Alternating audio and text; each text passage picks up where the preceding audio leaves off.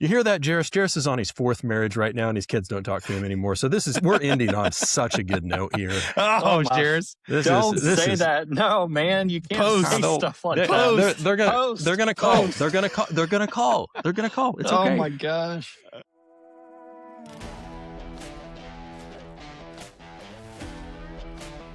You are back listening to the Real Deal Landman Show.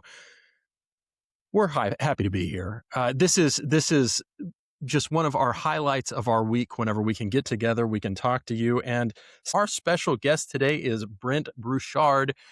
You know him from his podcast and from Dudley Land. But the first question right out of the gate is, what are we drinking today, Brent? I got a nice tequila. You know, when you turn 44, there's a few things that happen. One, you got to wear tennis shoes at NAPE. You do. Two, you 44-year-old landman has to yell at his computer when he's starting a podcast because, you know, everything can't go smooth. That's exactly right. And so you're sitting at this is your home office or your actual office? Yeah. Home office? From Katy. Yeah, our Houston office is in Katy. So try to make it look like home if I'm going to be here for 10, 12 hours a day sometimes. Try to make it homey, set some lamps, and set the mood, you know? Set the mood, set the podcasting mood. And I mean, exactly like what you're saying. Late in the day here, whenever we're recording, you got to be able to put yourself a drink in front of you. So you've got a bit of a cabinet behind you. What else do we have in the cabinet? Oh, well, I've got at Dudley headquarters here. I've got a really cool Leonard whiskey. The Producer's 88. Y'all don't know about this. Little Producer's 88 special batch. Okay. So I'll sip on that every now and then. And everything else is really just things that are given to me for Christmas gifts. So it kind of seeds the cabinet for the year. And I don't know, you know, it's we all grew up in this land business 20 so years ago. It's still okay to have a drink at the end of the day. It absolutely is. And I remember at Chesapeake back in the day, I remember the brokers that would come through around Christmas time. I don't know if it was you guys, but it was a couple of them that would bring. I think it was all of them. I'm pretty sure it was all of them. Would be pushing a cart down the middle of the hall, and it would have every fancy liquor known to man. And I was early 20s at that point, and they were like, "Which one do you want out of here?" And I was trying to be so sophisticated, and the only bottle that I knew was a Crown Royal bottle, and I'm like, it looks good, but give me that one. You guys totally know how to give the Christmas gifts, and that is kind of the standard land. That's the palate pleaser, right? For the land professional. It is. I mean, we try to do some. We do annual gifts for all our clients every year, and for the years, like for years and years, Dudley and them did hams. Like you were on the ham list or you weren't. And, you know, hilarious. We had all kinds of funny stories about the ham showing up because, you know, some people would leave and the ham would show up and just sit on their porch for a week. It'd be a rotten ham. One time I sent a ham to a dude who was a vegan, did not know that he was a vegan. And so he sees it as an insult. He took the ham and he brought it into his home and he had to explain to his kids, you know, we have this, you know, family conflict here as a family of vegans. I can't eat this ham, but I don't want to throw it away. So he buried it in his backyard. That's hilarious. Oh, it's a mess. That is too funny. Yeah. Hey, so anyway, we've gotten away from the hams and now we try to do something fun and different every year. I've been on a kitchen kick for a while. So I did big fancy knives and we did cool. meat probes, thermometers last year. For the smoker. Nice. Yeah. Right? Yeah. For smoking meat. That's amazing.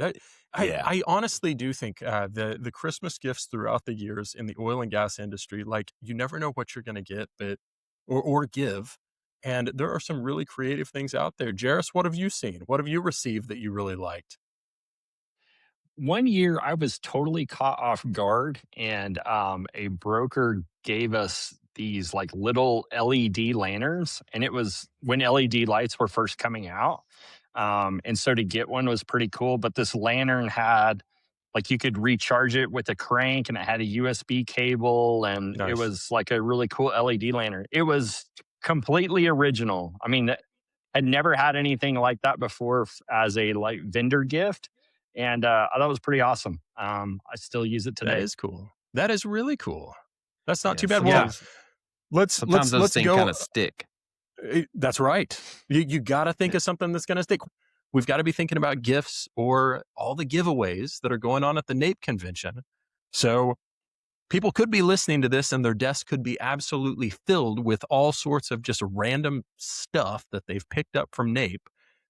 Anything that either one of you remember from the NAPE conventions that were, you don't even have to mention the name of the company if you don't want to, but do you remember ever getting anything that was just like really lights out cool?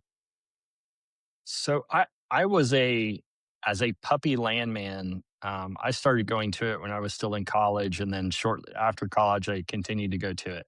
And I got married pretty young, and so I had young kids, and I was grew up pretty broke. And starting off in my job, I was still kind of broke until things kind of picked up after time. But I would literally grab one of the bags and go get everything that there possibly was. Oh, I hear And you. in my mind, it was I'm going to go trick or treating, and I would go and just grab one of everything. And when I would get home, it was like throw it all out on the bed, and the kids were just, "Oh, we're so excited." If there was one of those foam footballs, that was always a pretty big hit. Those were good. Any kind of clicky clacky fidget spinner type deal, All those the were always fidgets. quite a hit at home. Pretty solid. Um, Pretty solid. for a while, I was collecting koozies. I don't know why, because I don't drink beer or anything, but I was collecting koozies, which sounds really stupid now that I say it out loud. You Um, can't not pick up a koozie. I think it's just a thing. I It's think it's yeah, standard. Yeah. yeah. That's a I did the standard whole giveaway. I play golf so little that I've never had to buy golf balls or golf tees because I've just In your whole collected them at life? Nate. Hey, I don't think I ever have. that's I, that's a pretty good thing to be able to say. That's not bad. Yeah. Yeah. Well, I mean, it Ah, also tells fun. you how little I play. But yeah, like, I buy them. but it is funny on a course because my hits are so bad that like somebody on the hole next to us will be like, "Hey, who has the EOG ball?" It's like, Yeah, that's yeah. me. Until I bought a brokerage company and started running this thing and ordering my own golf balls. It was Nate golf balls that I played with, and then generally I would find a series of golf balls because I never hit it into the fairway. I'm always on the fringes, in the dirty area. And so, yeah, didn't have Yeah. to buy golf balls for a long time. I did the same thing with a Yeah. bag of treats, to bring home to my kids and let them just throw around the house and to my wife till Goose shut that down and said, "You need to stop bringing this crap home." So, so now it's pretty much like I'll pick up any USB-C charger that I can put my hands on because Those are everybody good. needs one of those. I'm grabbing those Yes. up, and any little snacks, I'll stop and have a snack. And in general, anything you have at your booth is if you have big squishy carpet, I'll hang out there and just visit, Yep. stand on your Ah, Yep. carpet and take whatever you Yep. have for the myself. big And Yep. squishy carpet, you can totally yes, tell when you're just walking around the normal floor and then you get in one of those booths. I don't care what the company is, what the vendor is, what they're selling. I'm at least going to spend about 5 minutes there Yeah. And for I'm sure. super interested in it. I'm gonna Yeah, make a friend. I'm gonna make a friend. It doesn't matter that's if you got good carpet. We're gonna be pals.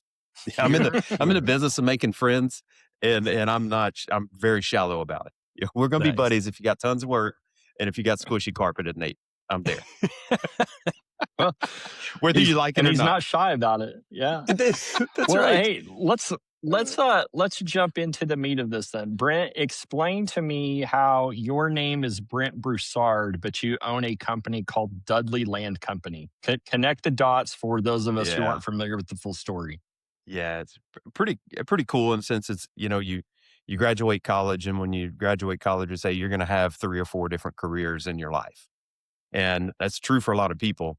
It has not been true for me. I graduated from college, UL, Louisiana guy, PLM kind of program down there, and done some, contract brokerage work, intern stuff there in Lafayette with a lot of the brokers in town, with a couple of them in town. And man, I made a hop, skip, and a jump, and all of a sudden I'm on a curative crew, and my whole curative crew got sniped by Tom Dudley to come work for TS Dudley. So TS Dudley Land Company was Tom's business, and he sniped our whole crew. And I was just a young pup landman, and I was living in an Elegante hotel with my wife, who I just married. By the Fancy. way, yeah, poverty induced living was where we were at, man. But Cow. I started there in 2004, And that was kind of the start of my career with Dudley. And pretty fortunate to stick with those guys. Very fortunate in the sense of just the projects that I got to work, the shale boom and all the things created a lot of opportunity. And Dudley and them did a really good job growing the business. And flash forward 20 years and I get a chance to buy the company from the second generation owner of Dudley Land Company, or of TS Dudley, which was Tom Havenstrite. He was Tom Dudley's right-hand man for years. And I worked up and through and under Havenstrite. When he was ready to retire, he sold the business to me. It's So fantastic. it's kind of when you've got something that's three generations and, 30 years in business, you don't just slap another name on it. It is something. And it was important to me. We'd established a pretty good culture. I was proud of the company I worked for my whole career and had a lot of things that I wanted to leave my mark on it. Uh, but it's Dudley. People think Dudley, they know Dudley. It's hard to go build a brand. You can go build a business, but a brand is something you can't replace. And they did a lot of things right. So we stuck with Dudley.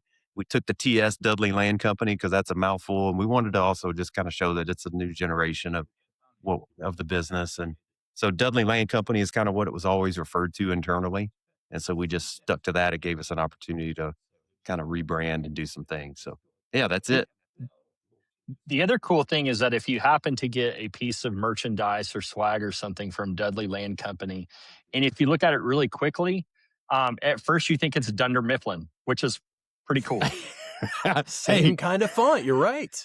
hey, I'm going to tell you this right now. I don't care what anybody says. The number one like Landman April Fool's joke was by Dudley Land Company. I'm going to tell you Yeah. why. Yeah. We did this whole press release. Jarris, you teed that up beautifully, by the way. Thank you. We, we did this whole press release a couple years ago, where we announced the acquisition of Mifflin paper in Scranton, Pennsylvania. And this whole thing about at Dudley Land Company, we know our roots and paper's important. Like it was this whole thing. And yeah, man, Dudley Mifflin Land Company was the new name. And Too we at funny. Dudley Land Company, we're not scared to do stupid things and just put it out there for the whole world to see it.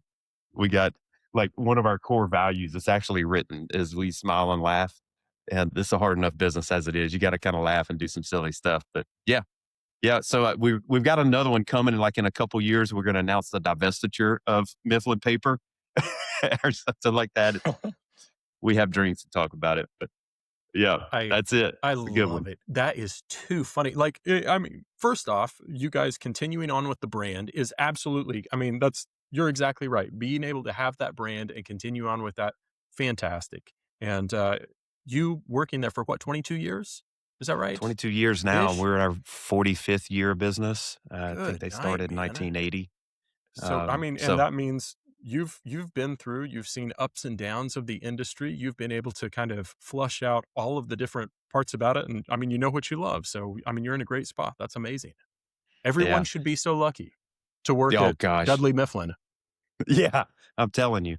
I'm telling you. Our kind of little saying around here is, just be a landman tomorrow is the motto, and just stay in business. And if you stick around, there's opportunities. Good landmen do good land work, and that's kind of part of our game in the service business, right? It's you only have your reputation in our side of the business, and everybody remembers.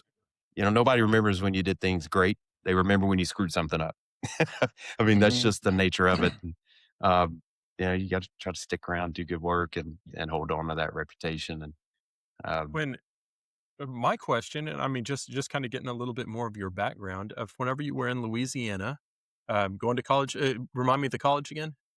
Louisiana Lafayette, Raging Lafayette. Cajuns. Mhm. Okay. Oh, Yeah. that's fantastic. Were you down there? What about um, your college experience or the degree that you were going in to get? What kind of pushed you into the land field? Yeah. Everybody's got their own kind of landman origin story. Yeah. I didn't know what a landman was. I never met a landman. Um, I was a nursing major to start, No but I kidding. failed I had to drop biology twice with a 47 and a 43. Like I got worse the next semester. So I was like, nursing is not going to be for me, Dad. And So just switched over to business, and then you kind of get, you know how it is. You get through your second and into your third year, and you're like, okay, what am I going to do with all this? Uh, and so opened up the catalog one day, and it was land and resource management was the name of the degree. And I'm an outdoors guy. I grew up in the country and ranches and things like that. So that just kind of seems interesting. So met with the dean, Dr. Audemars, and talked to him about it. And I said, man, that kind of sounds cool. Get to meet people, and there's a lot of historical stuff, like history and things like that. And so I just switched majors and ended up doing an internship. Got my first internship on a poker bet. I was a teller at a bank, just working at a bank at the time. And I made buddies with the president of the bank. And every Thursday, he'd go play poker with a bunch of buddies. One of his buddies was Bradley Broussard, who was a broker in Lafayette. And I was telling my boss, he'd come to me every time I'd give him his money for the night. And I said, man, I'm going to have to quit here pretty soon. I've got to get an internship. And, and he's asked, well, what do you do? I'd been his employee for like a year, and he didn't even know what the hell I was or what I do. But so I talked to him, told him what it was, and he came back the next day and he gave me Brad's business card. He said, I got you a job. Say good luck. And so that was kind of my That's little cool. in. And yeah. Amazing. And I learned a lot from Brad. You've never had a cover letter pencil whipped like I have, like Bradley Broussard to do to you, man. God rest his soul. He's passed away. But God, man, he taught me business correspondence, and you don't really get that in college. You're writing papers, you're doing this. And this was like before all the email and everything. It was still, it was 2002 and three. You would do some emails, but it wasn't as prevalent. You didn't text, you didn't do all that. Right. Man, he really taught me that, like some of those fundamentals of just proper business communication, how to draft a letter, that kind of impression that you're left with about, a service provider. So Write that a really thank stuck you with note me. after. I'm sure you're a thank you note guy. I guarantee Absolutely. it. Right? Yeah, Absolutely. man. Every time. I Dude, really that enjoy means that. so much. So, but yeah, That's that's kind of how I very, got in. And, then you very just interesting. follow the path and don't say no. Next thing you know, you can be a landman for 20 something years. At, at one point, I had heard at one point by somebody who went to school and went through that same program. And he said it was fairly common for the students going through that particular program there that their expectation were that they would work for land brokerages or that they would start land brokerages. And that was like kind of something unique about that Louisiana program is that whereas some of the other schools are maybe pushing for or trying to prepare folks for in-house, the Louisiana school was really good about teaching how to be field landmen and how to run land brokerages. Yeah, that is very true. It's very much about opportunity and network, right? The techs, the OU programs, they do a fantastic job. They've built a network. Just so happened they're oriented with oil and gas business hubs. When the UL program was started, it was back in the 90s when, every little regional hub had a presence and there were company jobs in Lafayette. When South Louisiana was booming, there was tons of jobs in Lafayette, land jobs at the company level. Well, Lafayette, Louisiana is a pretty cool place. It's got a great culture. People love it there. They want to live there. It's a small town feel that generated a lot of business. And when the industry left Lafayette, those people weren't going anywhere. So they became service providers. They still did land work. There's still work to do in Louisiana. They needed those people to do it there because it's pretty unique in Louisiana from the Napoleonic Code and the Mhm. law. Like doing business there is Mhm. unique, prescription and all those things, servitudes and all that jazz. So it very much is. I mean, going to school at UL through that program, I had no concept that I would ever be able to get an in-house job. There was a couple shops in Lafayette, and they didn't Right. hire anybody. So a lot of brokers have come out of that, or field landmen have come out of that program, and still do. I mean, I'm meeting with some of those students, and we're kind of at that point in the evolution and the curve of field landmen availability, where there's going to be some opportunities for young landmen. So keep that tradition up. Some good folks come out of that program, but they just don't get the opportunities and the network to support them on those in-house jobs. Yeah, what do you see happening with like the ages of landmen? is there a group that is starting to age out? Is that going to leave a void that we're hoping younger ones will be able to fill? Is there a potential for a labor shortage that maybe Hmm. people aren't thinking about or think is possible? I think for the last 5 years, it's something we've talked about a lot in our business, but the industry really wasn't aware of it. The fact is, yes, there is an age gap. It's the same age gap that was there when I got in the business. I started in Hmm. the business, I was working with a bunch of 40, 50-year-old men, been divorced a couple times, lived in a hotel, that all they preached on was save my money and pay my taxes because they'd been bankrupt a couple times and got IRS audits. Like it was that. And I think the opportunities that I've gotten and other people that are my counterparts at other brokerage companies, that are my age, like we were the oldest of the young, and so we were just a little bit ahead Hmm. everybody behind us, and it provided a lot of opportunities. And we're right back in that same kind of situation right now, I feel like. Um, I do a lot of recruiting to hire in our business, project managers and coordinators and people to get in our pipeline. And I can honestly tell every one of them, you could be the next person to own this business and run this company. And if you don't believe me, look at my story. I was hired just like you, 20 something years ago. And there's going to be opportunities for a lot of people coming out at kind of this stage of the game on the field side of the business to really chart their path and maybe be a business owner and make a very good living, 10, 15, Yeah. 20 years from now. All right. So I'm going to put you on the spot with something that might be difficult. But on one hand, you're saying there's all these jobs and there's all these opportunities, but there are probably some guys or ladies out there who are having a hard time finding jobs, or they're having a hard time finding a land job and being able to stick with it. What kind of advice would you give to them? Is it possible that they're not suited for it? Is there something they need to change in their presentation about themselves? Like, what, for somebody who is struggling to continuously find work and they're listening to you say, no, their work is available, Are you what is talking about, perhaps some advice or tough love they might need to hear? are you talking about more people with more experience? Like, Sure. Yep. yeah, Yeah. I mean, the brutal reality of business is you're judged on your performance and your work ethic and your accountability. Um, you're also judged maybe your decisions, right? Loyalty means something in our business. Um, there's not much of reputation and loyalty and all those things. And if you were one of those, and unfortunately, if you made a decision and maybe you had to make a decision with your career path to take another job or jump on another ticket because you needed the money or whatever, field women don't make very much, right? That's a whole, that's a big discussion. It's a big thing that I'm really pushing behind. The pay rates have been stagnant for a long time. And so a lot of really intelligent, smart people got out of this business on the field side because of downturns. You mentioned Drew, you mentioned ups and downs. It's a real thing. We don't have benefits. A field layman doesn't have benefits and a paycheck every day. They're eating what they kill for all intents and purposes. And um, you know, good people get out of the business. Other people stick to it. Good landmen stay busy. Um, but the fact is, I mean, I've got the benefit of really 25 years of actual data within our system. We use a database. Every landman that we hire is a contractor set up in our system. They're graded, they're evaluated based on their performance, their attitude, their alignment with our core values. Like all those things mean something.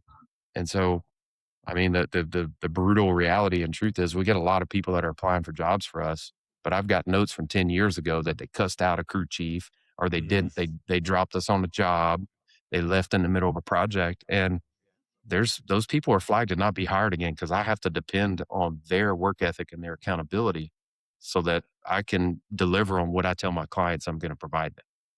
And over time, unfortunately, it's you don't want to tell somebody, oh, you screwed me 10 years ago, or, I've got bad performance notes in my system because you don't want to, that may be circumstantial. But as a business owner and as a project manager or whatever the case might be at whatever company, you've got one. I mentioned earlier, people only remember when you screw up. And we're depending a lot on the field landmen that are doing the work that we're hired to do and deliver. if you don't produce and you had a bad experience, you don't get another opportunity. It's like if you hire a bad plumber and they come to your house and they, leave water all over the floor and track all over your carpet, you're not going to hire that plumber again. Well, Yeah. What's the old field, quote? It takes 20 plus years to create a career, but like 30 seconds to destroy it. Like, I it's mean, terrible. It it's all is. about reputation. You're right. It is. And so there's a struggle there. There's a struggle also with the type of work that's out there now.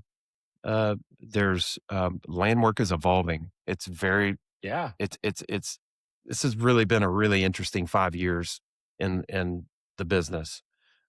You have to be adaptable. Online records are a thing.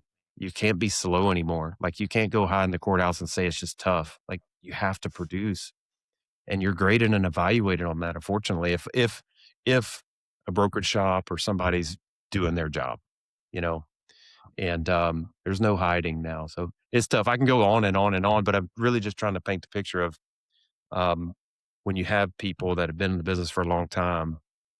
When business is good, they can stay busy, but when it gets slim, or things evolve and they haven't adapted to that or proven that they can be adaptable, well, then you got to make a business decision on who you put on your projects.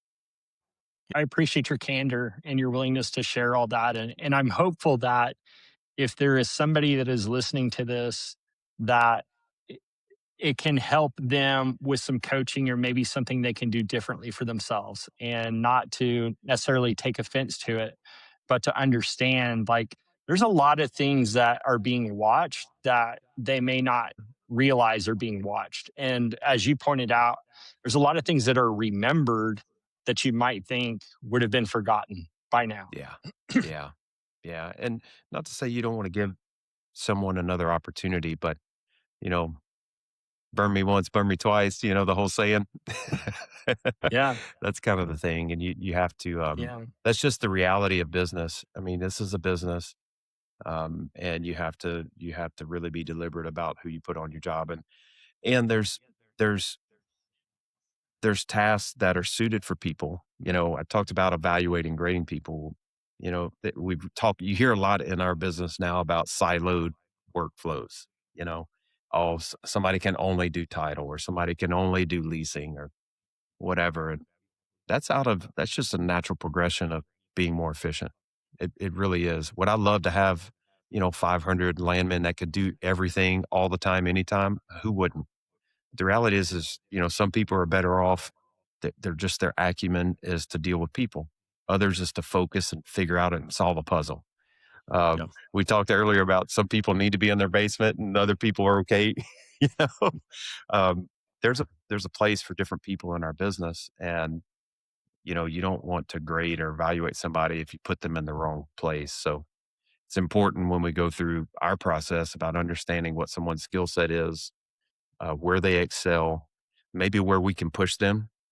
We do and talk a lot internally about how we can coach people. We have to be careful. We can't train landmen. That's the whole thing. That's probably misunderstood from our customers' standpoint. Is Department of Labor has really got in our business after the shale plays and wreaked havoc. To be honest, they audit people. When you talk about and the IRS comes in or Department of Labor comes in and looks at your business and looks at how you run your business and how you interact with your contractors. If you're interacting with your contractors improperly, well, that's not a contractor. That's an employee in their eyes. And therefore Mhm. you owe back taxes and all the things. And those are things that can bankrupt a business. Um, we take it pretty seriously because we've got a lot to lose. Other shops don't, but it's just a matter of time. At some point in time, some administration is going to say, hey, you need to look at this space, and people are going to pay the price. And so all that is to say, like that training, you need to be able to coach and set expectations and help guide people, but you can't like bring someone in like you used to and train them. So you got to kind of work through all that stuff and try to help bring people up and give them exposure to other things and expand their skill set, but also understand who you're dealing with. Long-winded Yeah. answer, but it's When when you've done it for 20 something years, it's all I know. I can talk for days about it. Well, and that kind of leads me to you've done it for 20 years. Like I like the fact that all three of us here have been in the industry roughly the same amount of time. And I am Mhm. totally on board with what you're saying of the reputation. That's one of the things I think Jairus and I hit. We hammer that home in just about every single episode we do with this is reputation and network building and making sure that, you are getting your personal brand out there in a very positive light to be able to help build your career. What I want to kind of hit on real quick, and you don't have to be specific on any company name, but over the 22 years that you've been doing this, from the technology side, how have you seen that improve or how have you seen that change that has helped the teams that you've been able to build and help make the company a success? You talking about Dudley Land Company Yeah, success or clients? like, Yeah. well, I mean, I guess it could be a combination of both, honestly. Yeah. Yeah. So there's an interesting kind of evolution of data and systems in the land business, right? For a long time, it was yellow pads and, and tear out, bath forms and producers forms and things like that. And I'm pretty fortunate enough. I'm of the age where it's like I had a beeper, I had the There bag you go. phone and I had a tear out, bath form, right? Lease form. But the shale plays changed everything. Databases changed everything. And in the brokerage side of the business, there was a pretty distinct line of those who adopted that. And fortunately for us, Dudley Land Company, Tom Dudley was a very early adopter of, Hmm. databases and technology. He literally used to walk around with a briefcase. It was like a computer in a box, you know, and he Oh my would go gosh. around and demo our Oracle land system that just it did a simple thing. It just allowed you to organize ownership information in an organized way so that you can report on it. He had old blue books with all these different canned templated reports that gave consolidated information and gave quick answers to our clients. And frankly, that was, and this was the 2005, time frame right after I joined Dudley. Um, that was a game changer for our business. That took us from being an Oklahoma company. We're still have an office in our headquarters, air quotes, is in Oklahoma City, but that made us a national company because it really all it showed, and still the same logic applies today. It shows that you're adopting efficiencies. You care about organization. You care about repeatability, consistency. Um, that thing took us and allowed us to work on these bigger projects in areas that we had we didn't have a presence. Like today, our Eastern States operation is Dudley Land Company's biggest, most prolific operation, Marcellus and Nice. Utica. Interesting. We jumped over there in the mid 2000s because we had a system and a database, and it was all about acreage and reporting and mapping. We had those fundamentals, and man, we just were able to really establish ourselves there. We're the biggest shop in town in that part of the world now. And that allowed us to expand. You flash forward 20 years. Now I've got 20 years of data. We talked about it earlier. I've got information on Landman from 10, 20 years ago. I've got Landman compensation rates from 20 years ago that shows how that's been pretty flat. But also we've been able to expand our capabilities and other Yep. brokerage companies have been able to do that. It grows proportionately. And if you're a technology oriented firm, well, then you're just going to naturally adopt the next thing and the next thing because you think that way. You're not set in your ways.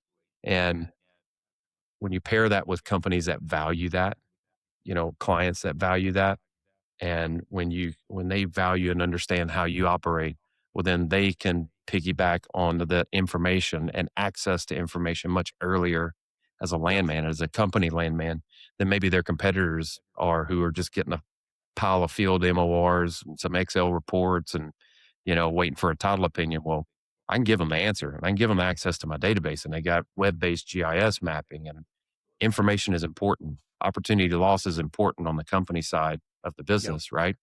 So those companies that have really embraced that over a period of time do very well. EOG is a prime example.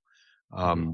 We did a lot of work for EOG in the early days, and they really drove us to be better and to provide a better product because they demanded information and they needed it. And we all know their reputation to be the first, you know. Yeah. So they shaped us. I want to feel like we help them hopefully shape their expectations of what should be provided. Southwestern Energy is a big client of ours. We worked for them for over 20 years. We did the Fayetteville Wow. for them. Oh, years and years makes ago sense. when they started. And the same thing applied, and they've gone on to become a huge company and done very well. So um, you see them come and go. Those are obviously big examples, but we're working for small startups today who are using they're logging into my system. They're getting dashboards. They're, in our web project management tools, seeing what's going on. And uh, those guys will be successful because they're adopting and getting the most out of the dollars they're spending on their brokers. It Is seems like you guys are super like forward thinking. I mean, just even talking to you right here of very forward thinking. Now, are you continuing to develop and program like forward proofing for companies right now? Yeah. Yeah. I think you have That's to great be, especially now, right? for sure. And the fact is, probably what we're developing and the systems that we have are outdated already. AI is changing things so quickly. But really, what I think AI is going to do is enable the information to be consolidated and analyzed within the appropriate silo, right? Within appropriate confines of your security or whatever. So, yeah, we're really pushing that. I've got a team of software developers that work for Dudley Land Company in Oklahoma City, and we're taking that old Calms system, which was the Dudley system for years. Nice. Um, we we used it for 20 years and refined it and tweaked it and made it do everything that a broker needs to do. And we started about 4 or 5 years ago with reprogramming that, just modernizing it, making it API compatible, web based, now AI compatible. We're taking those steps to really marry the AI capabilities with a structured data set and a structured process. So, yeah, we spend a lot of money and time and attention on programming and systems and databases. And, um, it's, I guess, to be seen how beneficial it'll be from a revenue standpoint down the line because we do want to license that product. I think there's a Yeah. place for I that mean, in our industry, in the field land business. Like a brokerage company can't go buy a quorum license, right? It just doesn't make sense. We're building a product that it's going to work for us. It does work for us. We're going to use it. And if it can do everything that Dudley Land needs it to do, then it's going to work for Drew starting his own brokerage company with 15 guys. And It's so awesome, man. we want to be one of our little core values pillars is be the example, and that's kind of one of the things that it could be our secret sauce, or we could be the example of the kind of company that tries to innovate and push and evolve and you know yeah, they can have our tools but they'll be chasing us anyway, so that's kind of the Because you mentality, guys will right? always be putting it a little bit further, advancing the stick It's a for business sure. practice. It's not some secret That's right. sauce, right? It's That's you right. just got to That's decide where exactly you right. want to invest your money and your time and attention, and that's the path that we've you, always done. you may have already answered this, but I'll go ahead and ask the question anyways. What do people often assume about Dudley that they get wrong? Bigger is more expensive. Okay. All the things that we talked about, the money we spend on programmers and all that, it equals my day rate's higher or y'all cost more. And the reality is we don't. The market dictates what you can charge, right?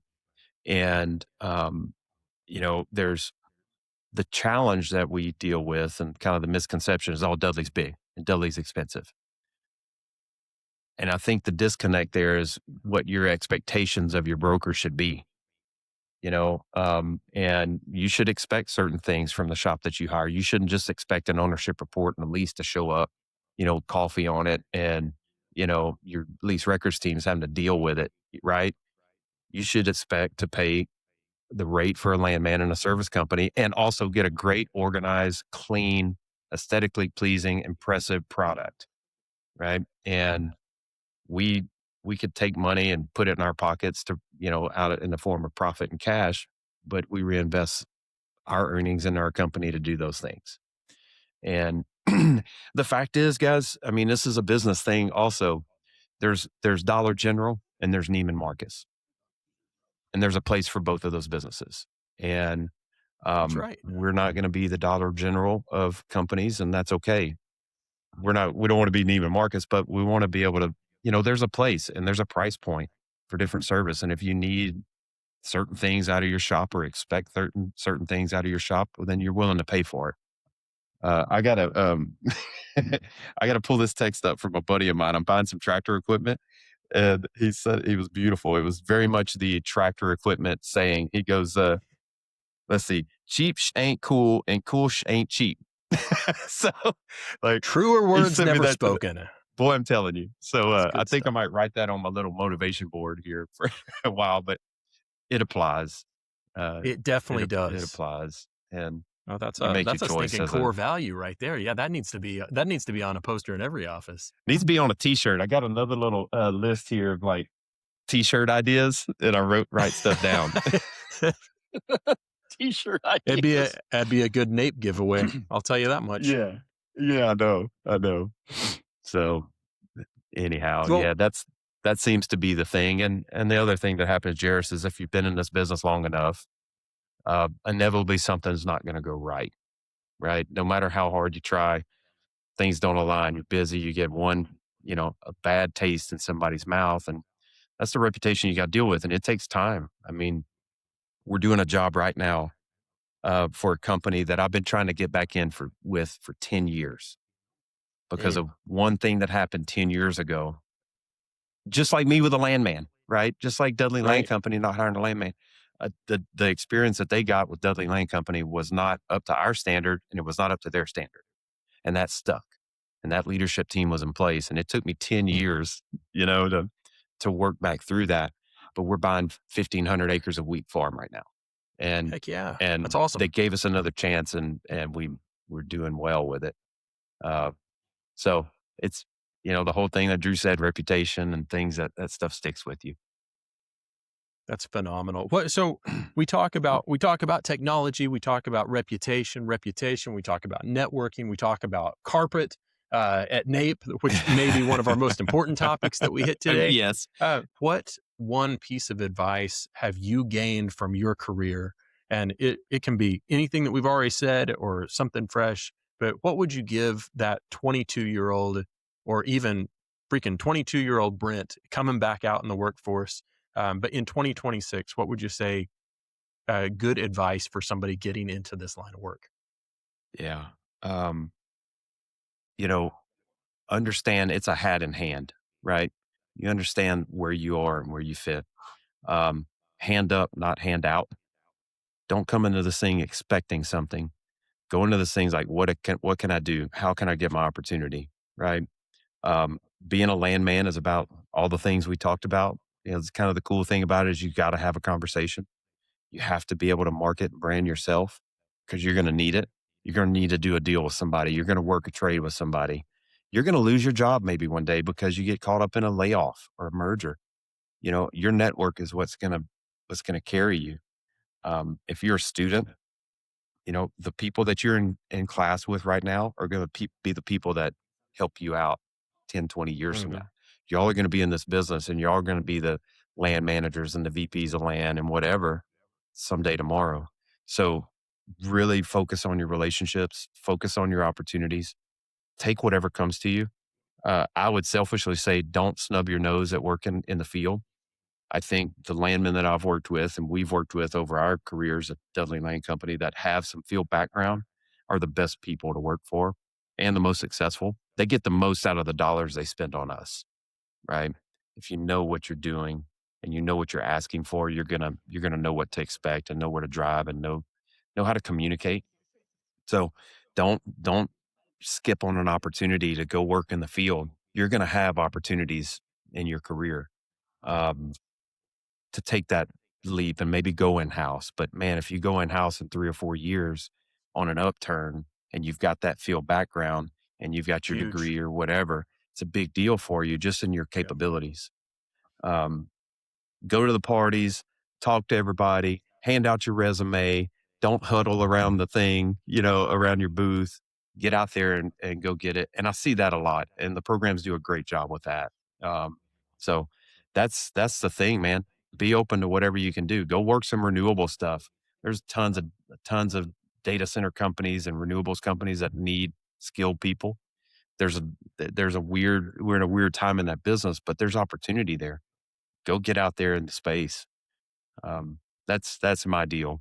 That's kind of what I I could think tell that's anybody. fantastic. I think that's absolutely Yeah. fantastic. And then when you've got you're ready to hang up your hat with this, and you have had a full career and proud of what you have accomplished, what would you say the one thing that you want to be remembered for is?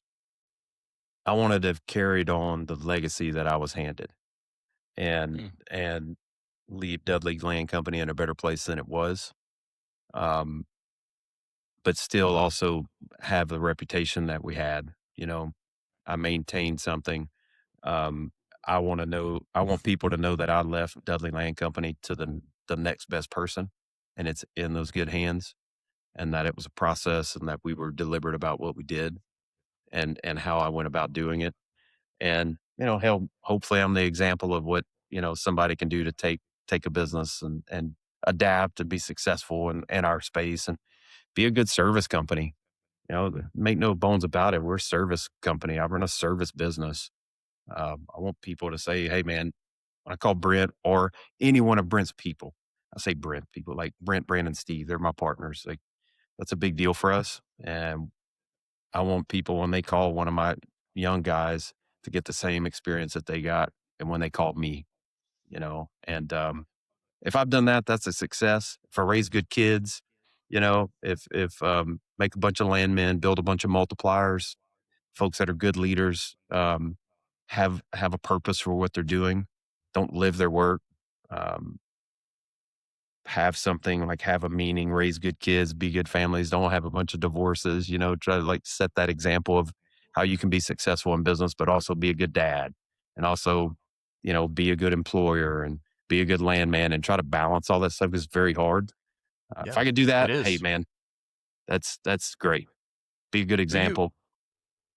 you hear that, Jairus? Jairus is on his fourth marriage right now, and his kids don't talk to him anymore. So we're ending on such a good note here. Oh Oh, my! Shares, Don't This say is that. No, man, you can't I say post, don't. stuff like They're that. they're, post, they're gonna they're Post, gonna call. They're post. gonna call. They're gonna call. They're gonna call. It's Oh okay. my gosh. man. Well, Oh Brent, man. thank you so much for spending some time with us today. For folks that may be interested in learning more about Dudley services, or people who might be interested in working for Dudley, how do they get in touch with you? Oh gosh, the website, don't follow one of us on LinkedIn because we're gonna be all in your stuff.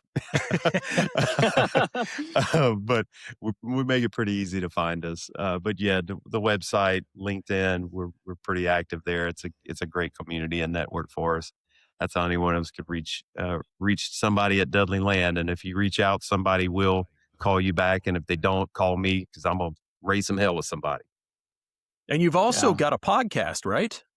Yeah, man, we do the land department. We do the The land. land department. It's not the real deal Landman show. Jairus got me on that one. That was a good one. There's Uh, there's enough room for all of us for sure. And you just there had is. Jairus on the show I in a did. very recent past episode. I guess my Yeah. invitation was lost in Microsoft.